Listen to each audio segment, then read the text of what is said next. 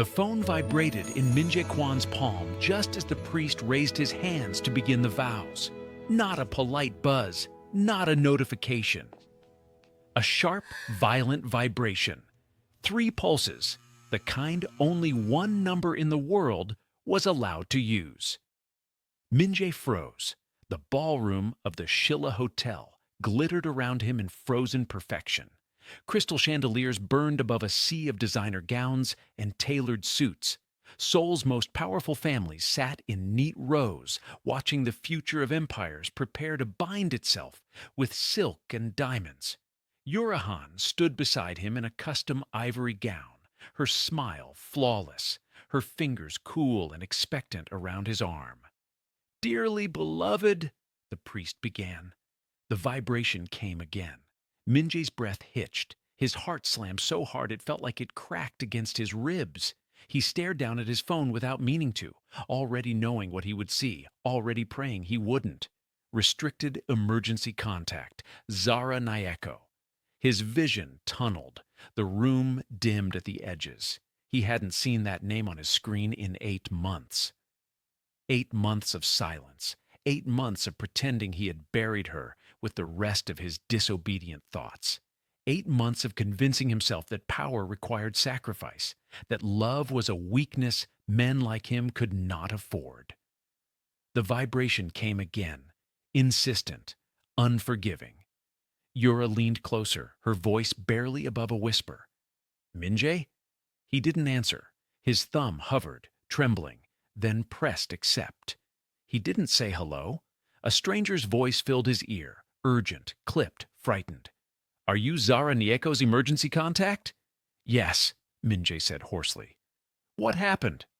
There was a pause, the kind that carried bad news, the kind doctors learned to use.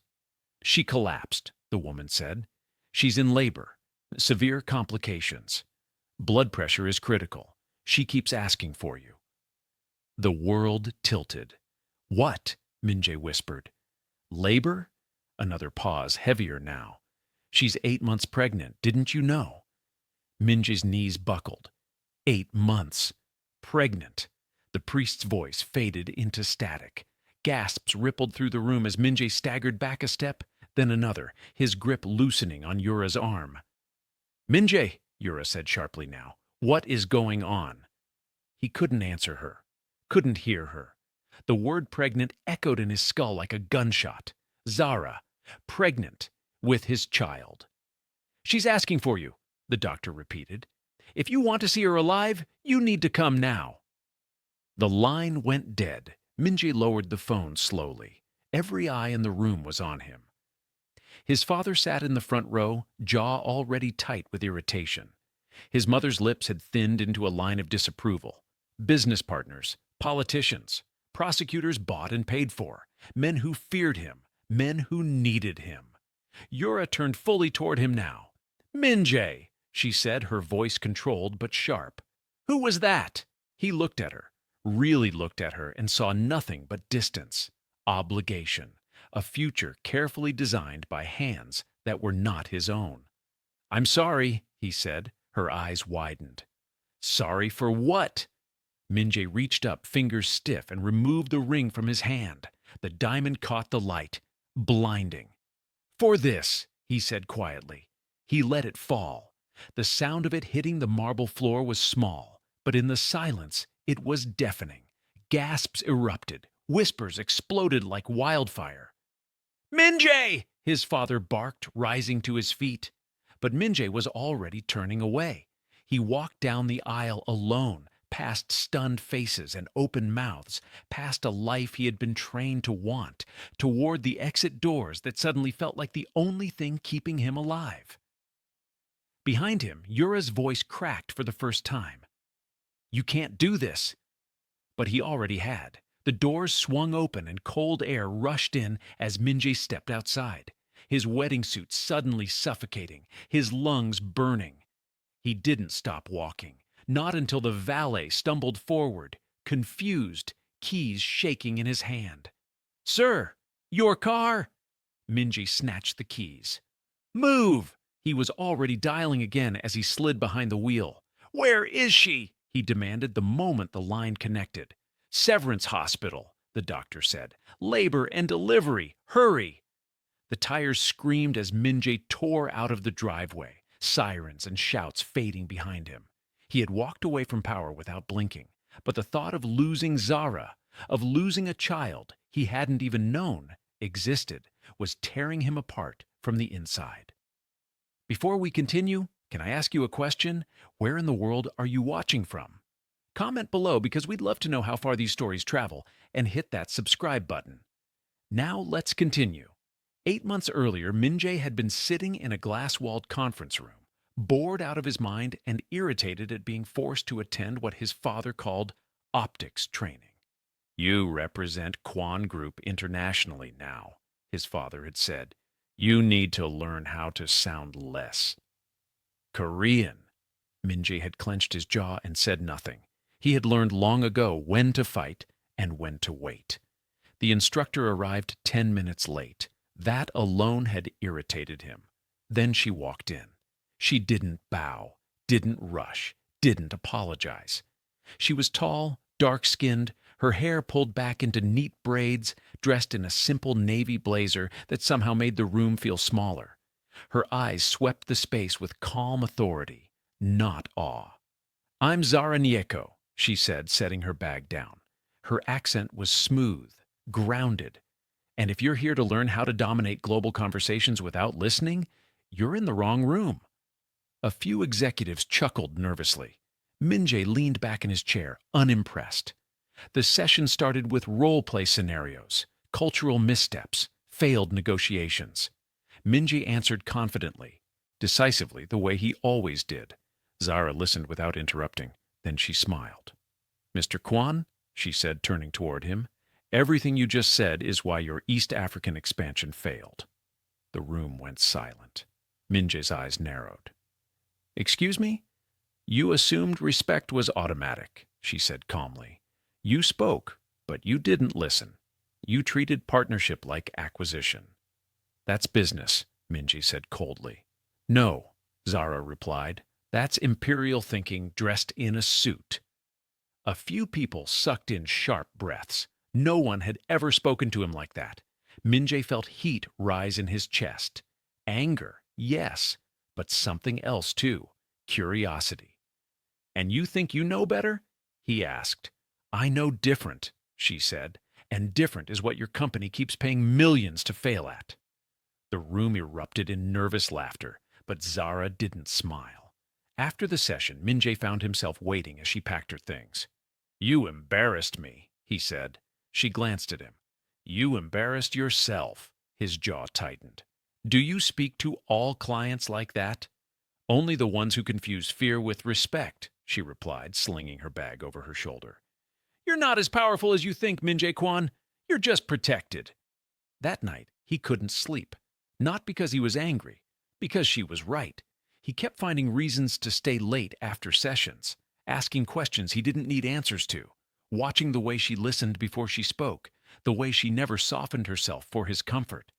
Over dinners that turned into walks, Zara told him about Nairobi, about building a career in rooms that expected her to be grateful, just to be present.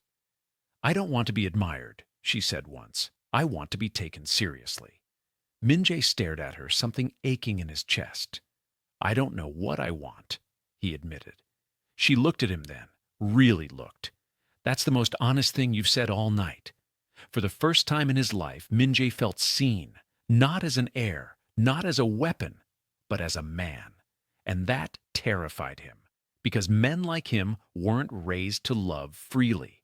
They were raised to own, and Zara Nieko was never going to belong to anyone, not even him. Minjae knew the moment his father found out. There was a shift in the air inside the Kwan estate, a subtle tightening that only someone raised inside power could feel. The servants moved quieter. The security detail doubled without explanation. His mother stopped asking where he was going at night and started asking who he was meeting. Zara felt it too, even before he told her. "You're distracted," she said one evening as they sat across from each other in a small restaurant tucked between bookstores and cafes. No private room, no bodyguards. Minjae had chosen the place deliberately because no one important would ever be seen there. "I'm fine," he lied. Zara's eyes didn't soften. "You don't get to lie to me just because everyone else lets you." He exhaled slowly, rubbing a hand over his face. "My parents hired a private firm." She didn't ask what kind. "To investigate me?" she said. "To investigate you," he corrected quietly. The word hung between them like a blade. Zara set her chopsticks down carefully. And? And they didn't like what they found. She laughed once, sharp and humorless. "Let me guess. Too black, too foreign, too independent." "They said you're unsuitable," Minjae said, his jaw tight. "They questioned your background, your intentions, your influence." "My influence," Zara repeated softly. "On you." He reached across the table, covering her hand. "I told them it was my decision." "And that went well?"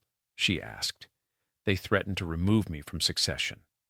Zara looked at their joined hands, then gently pulled hers away. "Minjae?" "I can fix this," he said quickly. "I just need time. Let me handle them." She studied his face, searching for something. "How much time?" He didn't answer fast enough. Her shoulders straightened. "I didn't fall in love with a man who asks permission to choose me." His chest tightened. "It's not permission. It's strategy."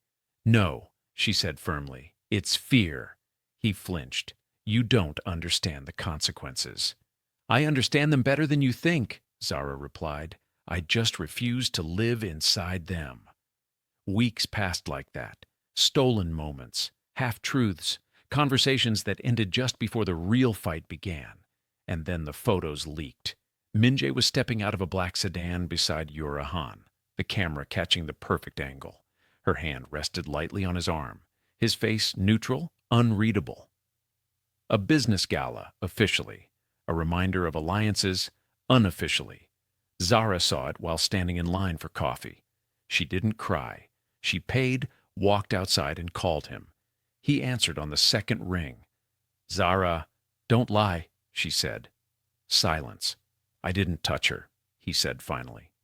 "That's not what I asked," Zara replied. "I asked you not to lie." "It was a strategic appearance," he said. "Nothing more."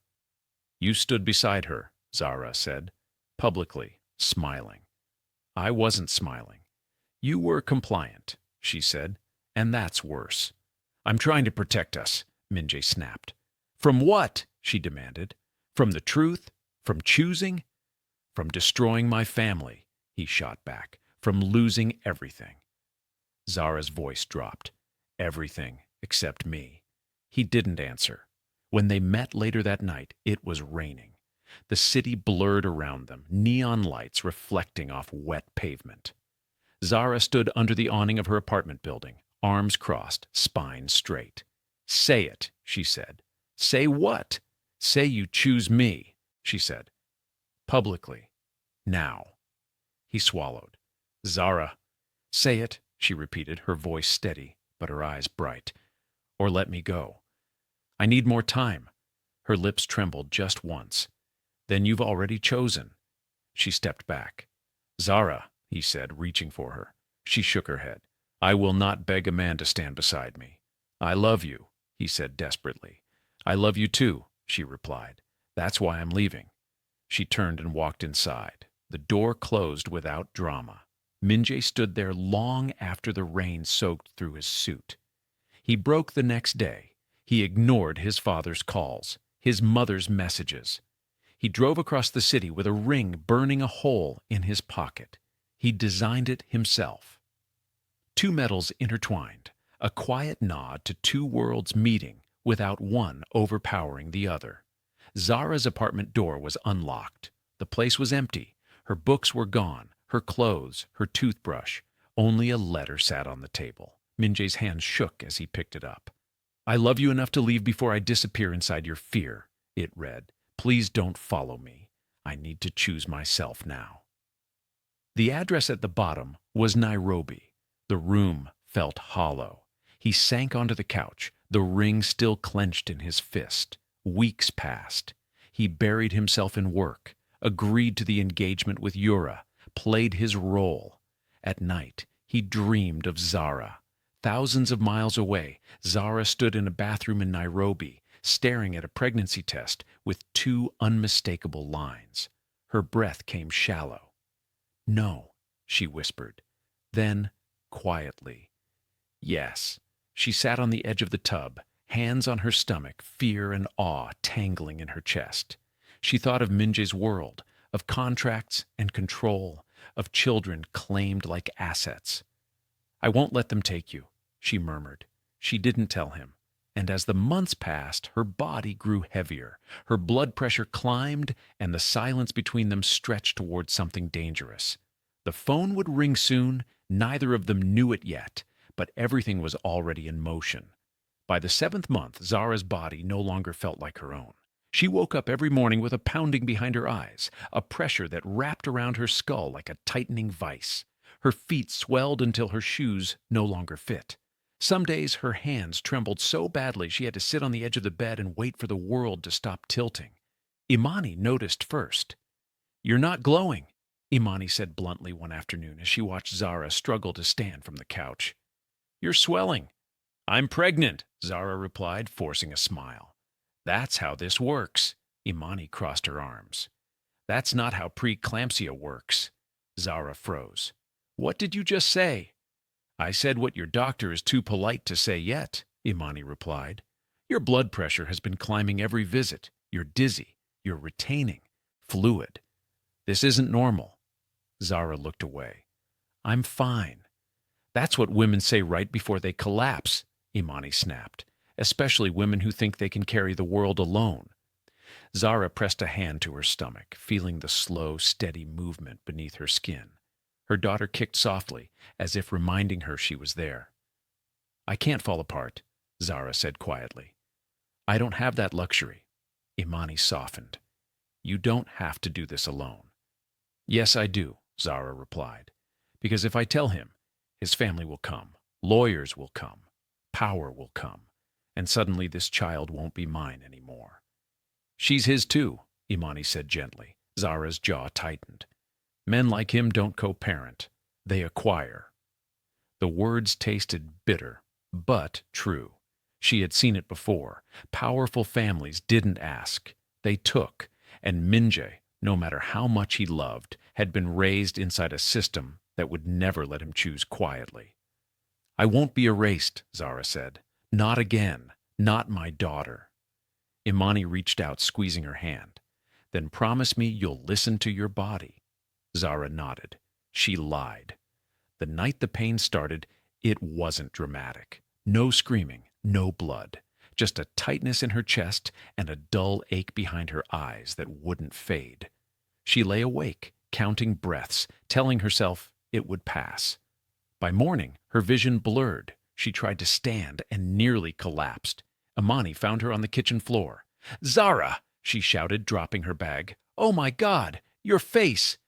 "I'm fine," Zara murmured, even as the room spun. "Just dizzy." Imani didn't argue. She grabbed her phone, already dialing. "We're going to the hospital," she said. "Now." At the private clinic, the nurse's expression changed the moment she wrapped the cuff around Zara's arm. "Your blood pressure is dangerously high," she said.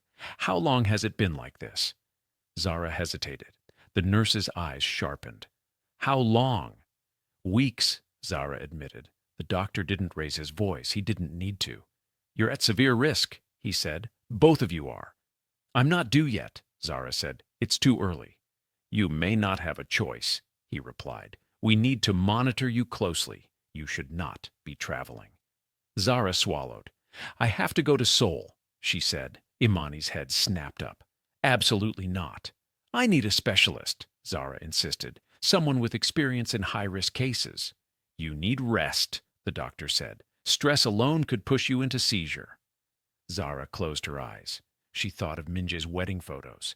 The perfect bride, the empire waiting. She thought of silence. "I'll be careful," she said. She wasn't.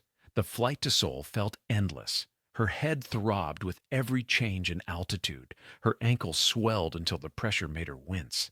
By the time she landed, her hands were numb. She didn't call Minji, not yet. She checked into a small hotel near the medical center, telling herself she would rest before the appointment in the morning. That night, she dreamed of him, not the man in tailored suits and polished speeches, but the one who had laughed softly in the dark, who had confessed, "I don't know how to be chosen for who I am." She woke up crying. The next morning, she didn't make it to the appointment. She collapsed on the sidewalk outside the clinic, her vision exploding into white light, pain tearing through her abdomen like something breaking open. Someone screamed. A security guard shouted for help. The last thing Zara felt before the darkness took her was her daughter kicking violently, as if panicking. "Minjae," she whispered, though no one heard. In Seoul, the call went through to the number marked "Emergency Only." On the other side of the city, Minjae was standing at the altar. When he arrived at the hospital still in his wedding suit, his hair disheveled, eyes wild, the staff barely recognized him as the same man from the photos plastered across the news. "Where is she?" he demanded. The nurse hesitated. "Sir, are you family?" "I'm the father," he said. "Take me to her." Zara was pale against the white sheets, IV lines snaking into her arms. Her face looked smaller, fragile in a way that made his chest ache. Her eyes opened slowly. "You came," she whispered. "I'm here," Minji said, dropping to his knees beside the bed. "I'm not leaving." Tears slid down her temples. "You weren't supposed to find out like this." "I don't care how," he said, gripping her hand. "I care that you're alive." The doctor cleared his throat. "She's refusing surgery without you present." Minji looked at Zara, panic flaring. "What surgery?" "Emergency C-section," the doctor said. "We need to act now." Zara's fingers tightened around his. "I was afraid," she whispered. "I didn't want them to take her."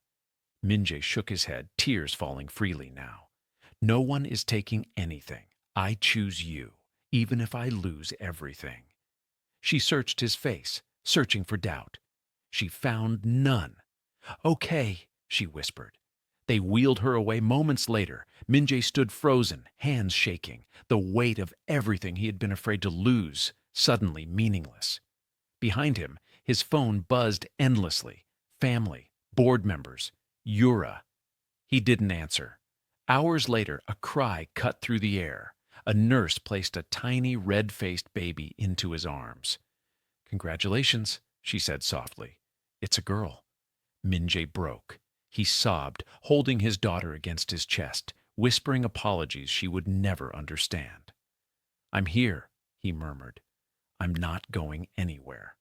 And for the first time in his life, he meant it without fear.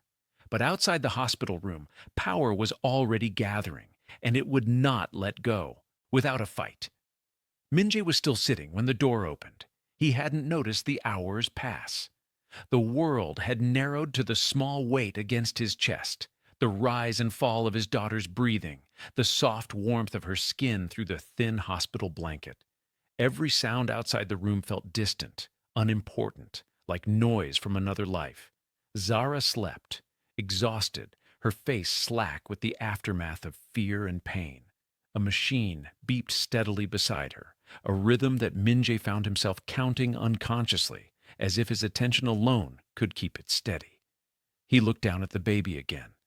"So small," he whispered. "How can you be so small and already change everything?" The baby stirred, her tiny fingers curling reflexively against his finger. A knock came at the door. Minjae didn't look up. "No visitors." The door opened anyway. He smelled his father before he saw him. Expensive cologne, authority, impatience. His mother followed, her expression carved into something tight and controlled. Two security men hovered just outside the door, as if this were a hostile takeover instead of a hospital room. "What is this?" his father demanded. Minjae finally looked up. His gaze was cold, flat. "You're not welcome here." His mother's eyes flicked to the baby. Something unreadable crossed her face before it hardened again. "Is that?" "My daughter," Minjae said. The word felt right, heavy, final. His father let out a sharp laugh. You abandon a merger wedding, humiliate two families, and this is what you bring into the world. Minjae stood slowly, positioning himself between them and Zara's bed. Lower your voice. Or what? His father snapped. You think you have leverage right now? Minjae didn't raise his voice. If you wake her, you leave. His father stared at him, disbelief flashing across his face. You think you can give orders now? I know I can, Minjae replied, because for the first time in my life, I don't need your permission. His mother stepped forward, her heels clicking softly against the floor. Minjae, this woman manipulated you.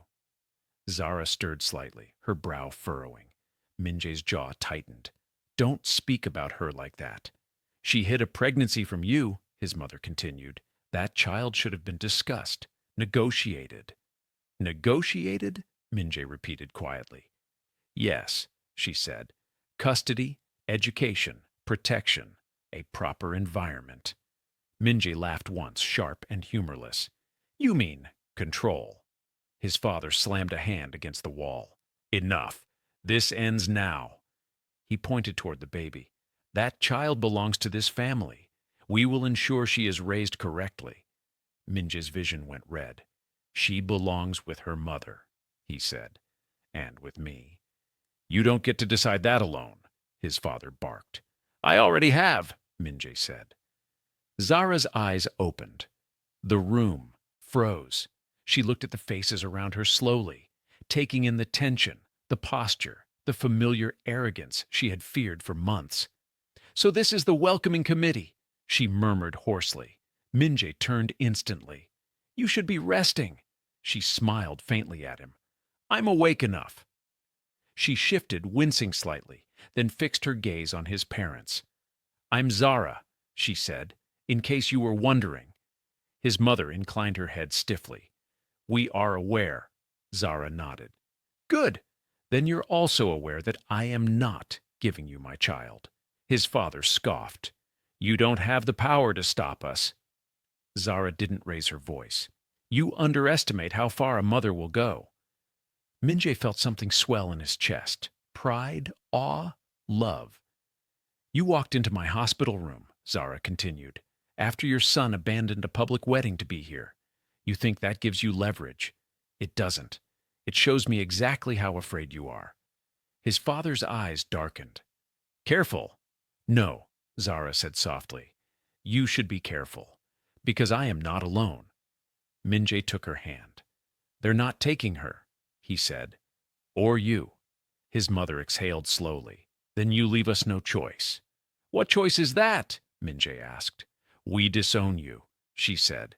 You will be stripped of your position, your assets, your name. Minjae didn't hesitate. Do it!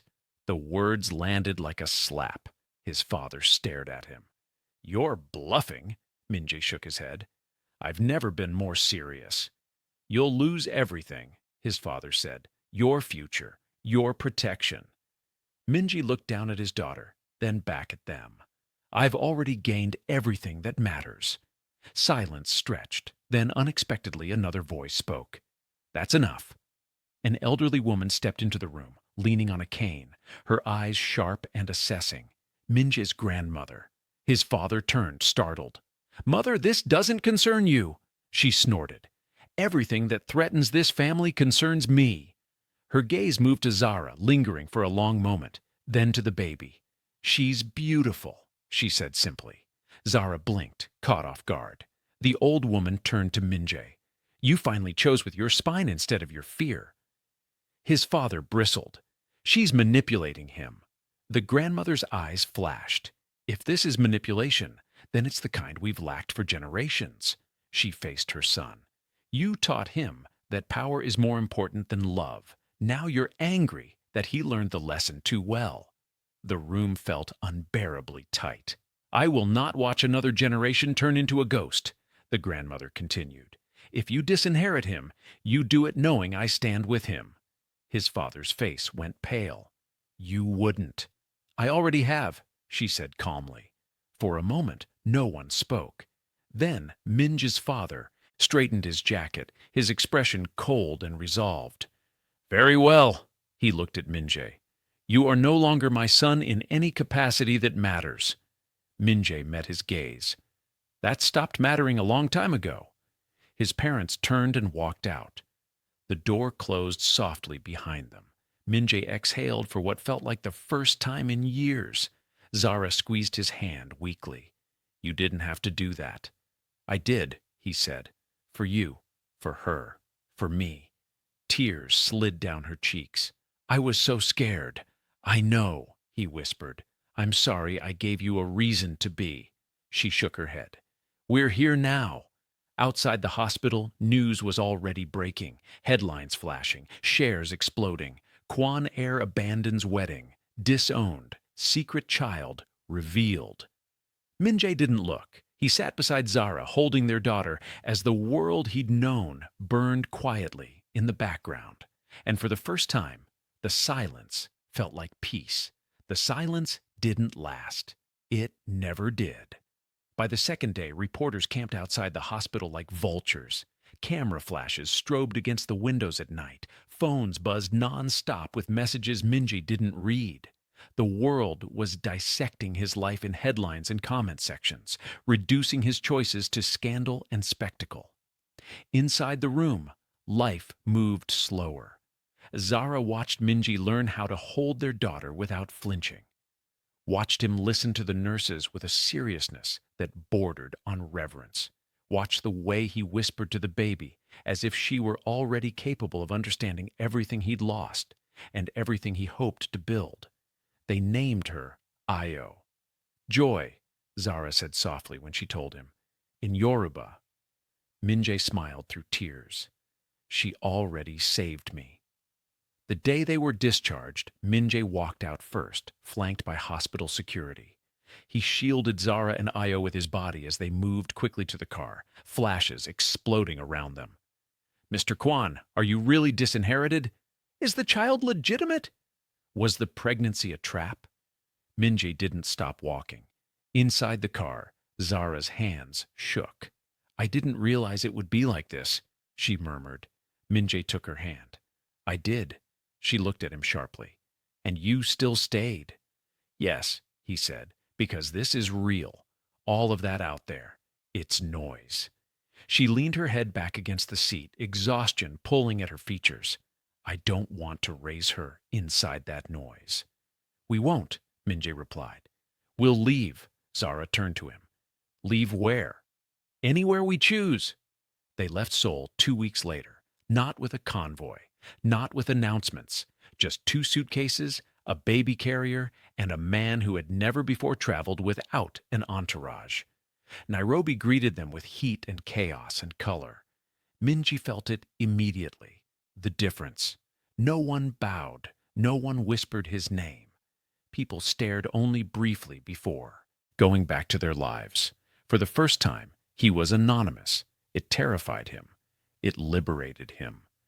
Zara's mother cried when she saw Io, held her granddaughter with a reverence that made Minjae step back, humbled. You came, she said to him, studying his face. Many men wouldn't.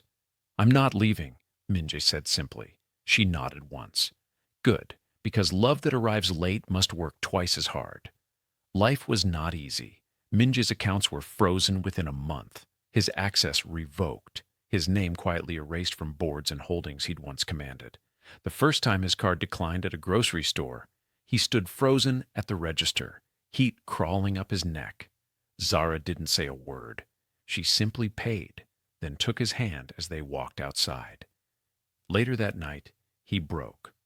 I don't know how to do this, he admitted, staring at the ceiling. I don't know how to be ordinary. Zara turned toward him, her voice gentle but firm. You don't need to be ordinary. You need to be present. I was trained to win, he said bitterly, to dominate. Then learn something new, she replied. Learn how to build. They started small. Zara returned to consulting, slowly, selectively. Minjae offered strategy, insights he'd once used to crush competitors, now repurposed to help small firms navigate power without being swallowed by it. They argued about money, about pride, about fear. I hate that I can't provide the way I should, Minjae said one night. Zara snapped back, exhausted. Stop measuring worth in money. I was raised on it, and I was raised on survival, she shot back. So forgive me if I don't romanticize your discomfort. The words hung heavy. Then Io cried. They both laughed, the tension breaking. Weeks turned into months. Their firm grew, not fast, but steady. Word spread. Zara's reputation carried weight. Minji's precision gave it structure. They married quietly under a jacaranda tree. No press, no spectacle, just vows spoken with shaking voices and a child sleeping between them. I choose you, Minjae said, looking at Zara. Again, without fear. 2 years later, the call came. Minjae stared at the unfamiliar number, his chest tightening as instinct flared. Mr. Kwan, the voice said, your father is ill. He's asking to see you. Silence stretched. Zara watched his face carefully. You don't have to go. I know, Minjae said, but I want to. Seoul felt smaller when he returned, dimmer. His father lay pale and shrunken against white sheets, the man who had once towered over rooms, now barely able to lift his head. You came? His father rasped. Minjae nodded. I did.